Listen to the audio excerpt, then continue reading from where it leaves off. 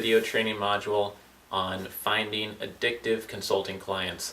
I don't mean that in a bad way. I mean finding clients that are addicted to your services, the value you give them, and they keep coming back more and more to access your expertise and your solutions. Obviously everybody would like this because that means that business would be easier and you have more profitable business. You have to do less marketing while making more money. And if you have clients coming to you all the time, you don't have to worry about reaching out or cold calling clients or sending out emails to try to get new clients on board. I got to the phrase of addicting clients, or trying to find addictive marketing processes and practices in consulting, because while taking some master's level psychology program courses at Harvard University, I took a course on the psychology of pharmaceuticals and the addictive process. And what was interesting is that everybody in the course was a psychiatrist or psychologist or somebody within pharmacology, except for me. I was a business professional, and I've done business consulting, I've done marketing and business development. And what was interesting is that there's a process in your brain that happens when you get addicted to something. And basically what happens is you're exposed to some stimuli, like smoking a cigarette or having a drink or injecting some drug, and then the faster the positive benefits come on, the faster you feel those positive benefits, and the slower the negative benefits come on, the more addictive the drug is. The drug that gives you an instant huge high is hugely addictive, as long as the negative benefits are less associated and they happen later on.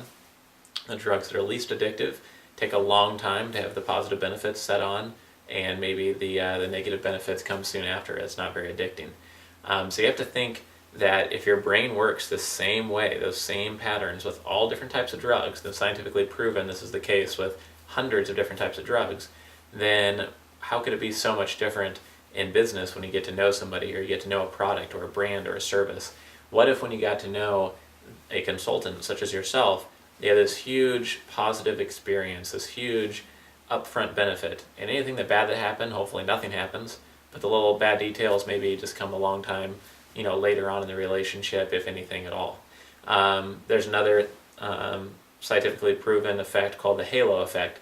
If you meet somebody or see a website and the website looks very well designed, or the person seems very attractive, or like a big expert in the industry, that first impression will make everything else about them seem better, more positive, more trusting, someone you should listen to and be influenced by more safe to be around, more of someone you want to work with.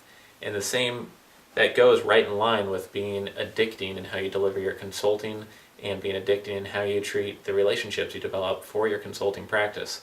This isn't about being manipulative at all. It's about communicating so effectively and delivering so much early value, so much early benefits to the client, that they run with you and they want to work with you specifically, and you really connect with them on a personal level.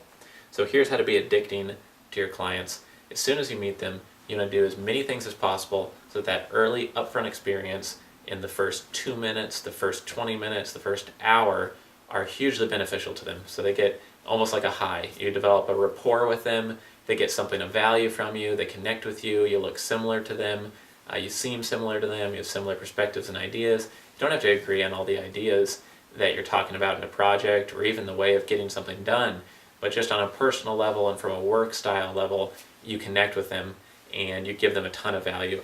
And some practical ways of doing that is having processes and systems in place, so that when you're about to meet with them, you're prepared for the meeting, you've done all of your research and preparation, or your assistant has for you and summarized it for you.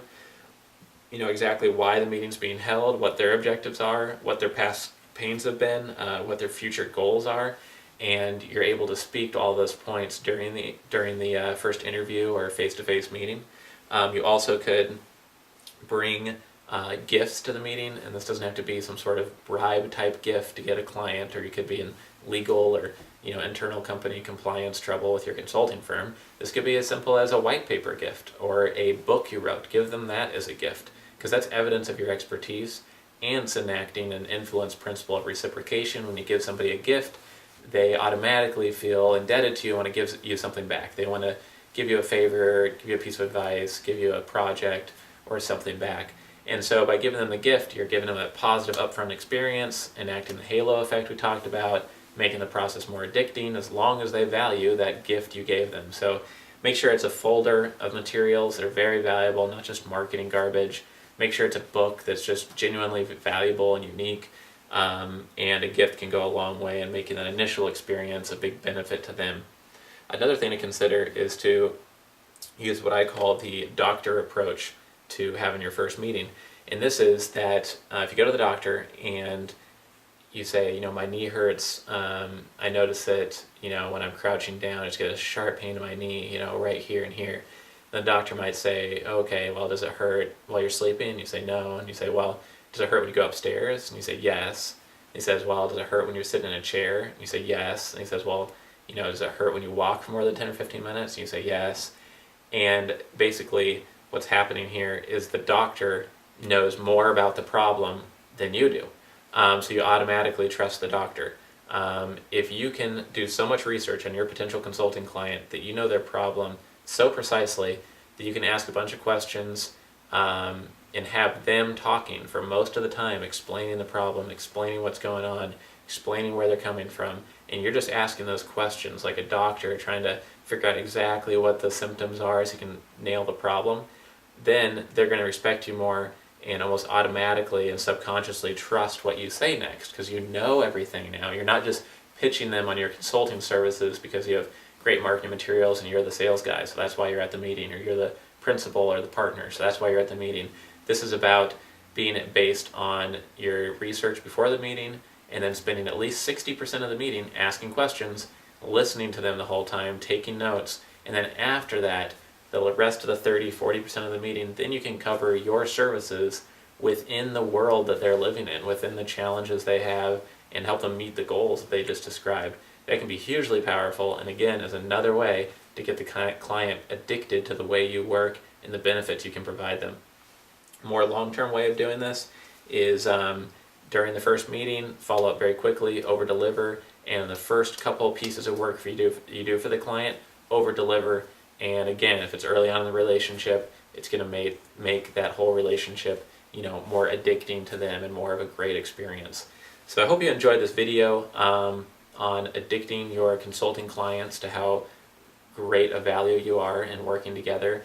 I guarantee you there's no other training materials in the world on creating addictive client experiences, but there's a lot on getting reoccurring consulting clients, which we talk about within some of our other videos.